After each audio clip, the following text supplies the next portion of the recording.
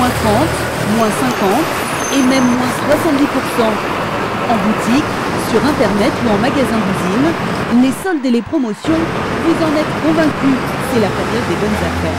Des chaussures, des gants, ce qui fait froid. Moi j'achète pas en dessous de moins 50. J'achète que du moins 50, sinon c'est pas des soldes. Ça passe, ça rentre 40 euros et là on arrive déjà 15 euros. C'était une affaire? Ouais, c'était une bonne affaire.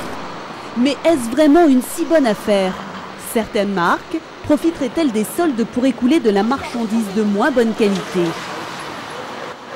C'est la question que s'est posée Jean-Pierre Bauchat. En décembre dernier, il a repéré sur Internet ce polo vert d'une célèbre marque américaine. Vendu avec une belle ristourne, 39 € au lieu de 79 € en boutique. Mais quand il a reçu sa commande, quelque chose n'allait pas. C'est un polo qui est extrêmement fin par rapport à ce qu'on attendait d'un polo manche longue vendu en hiver, puisqu'on voit à travers. Donc on a été très déçus. Ce client s'est-il fait arnaquer? C'est ce que nous avons essayé de comprendre. Première étape, une boutique officielle de la marque. Au même prix que notre polo vert, il reste quelques modèles en solde. Il doit m'en rester deux. Mais ce polo rouge semble avoir un tissu beaucoup plus épais que le vert, et cela n'étonne pas la vendeuse. Il l'avait acheté sans indiscrétion. Je l'ai acheté sur internet celui-là. Je cherche. C'est pas les mêmes papiers. Ah oui?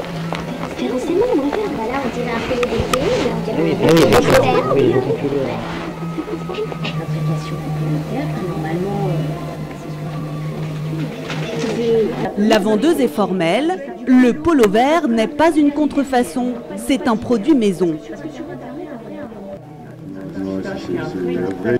La finition du col, il y a quand même... Cette marque a-t-elle fait une série spéciale d'une qualité différente pour les promotions et les soldes? Elle n'a pas voulu nous répondre. Alors nous avons demandé à cet ancien de l'industrie du textile de juger nos deux polos. Pour lui, pas de doute, le polo vert est de moins bonne qualité que le rouge. Alors ce polo tout mou pèse 232 grammes. Le polo le plus lourd, 382 grammes, 160 grammes d'écart. 160 grammes, c'est énorme pour du coton, les deux sont en 100% coton. Voilà. Là, je m'aperçois que l'emmanchure est entièrement piqûrée, très bien fait, très propre. Et là, nous avons un montage au rabais. À savoir que la piqûre n'est que sur une partie de la manche, ensuite c'est vraiment monté bord à bord de façon très simpliste. Enfin, il n'y a pas photo, vous avez un produit très quelconque et un produit plus qualitatif. S'il est vendu 40 €, je peux vous dire que la marque gagne bien sa vie. Quand on voit que c'est le même modèle, que les prix de vente au départ se disent similaires, il y a quand même véritablement une genre de tromperie sur la marchandise. Des collections bas de gamme, juste pour les soldes, c'est interdit. Mais est-ce répandu? Nous nous sommes fait passer pour un commerçant peu scrupuleux. Notre but, acheter un stock entier de vêtements bas de gamme à mettre en rayon pour les soldes. C'est illégal. Chez ce grossiste, notre demande ne surprend pas. Je m'attends, on est pas mal. Oui, on peut commander. D'accord. Et ça arriverait pour les soldes quand même? Une semaine à commander. Et pourtant, en principe, la loi des soldes est claire. Les commerçants ne peuvent pas aller chercher du stock moins d'un mois avant les soldes. Parce qu'en fait, le but des soldes, c'est de liquider les stocks. Au rayon promotion, il y a encore un piège à éviter, le vrai faux rabais. Rendez-vous dans un magasin de déstockage. En principe, on y trouve uniquement des invendus qui étaient en boutique et qui seront soldés au moins à 30%. Voici l'emplacement d'une marque française de chaussures de moyenne gamme. Nous repérons une paire d'escarpins et là, première anomalie.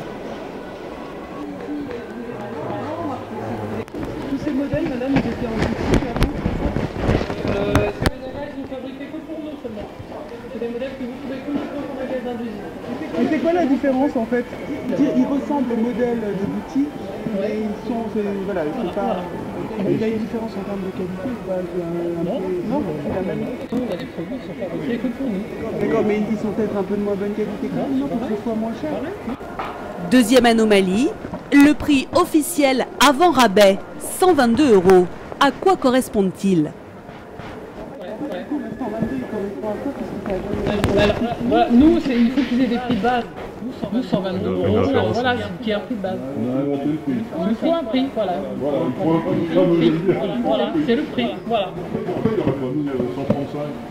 Après, alors là, vous répondre. Le seul problème, c'est que le prix d'origine n'a jamais été pratiqué, c'est un prix factice. Donc finalement, la remise est trompeuse et on trompe le consommateur sur à la fois la qualité du produit et sur le bénéfice du rabais qui lui est proposé. La qualité de ces chaussures achetées en déstockage, justement, nous l'avons testé avec un cordonnier.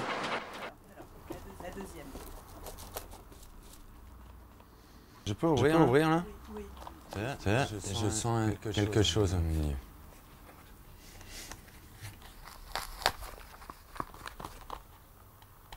Là, il y a un gros défaut de fabrication. Ça pour moi, c'est invendable. Et en fait, la chaussure a cassé là au milieu. Ici, exactement. Vous voyez mon doigt.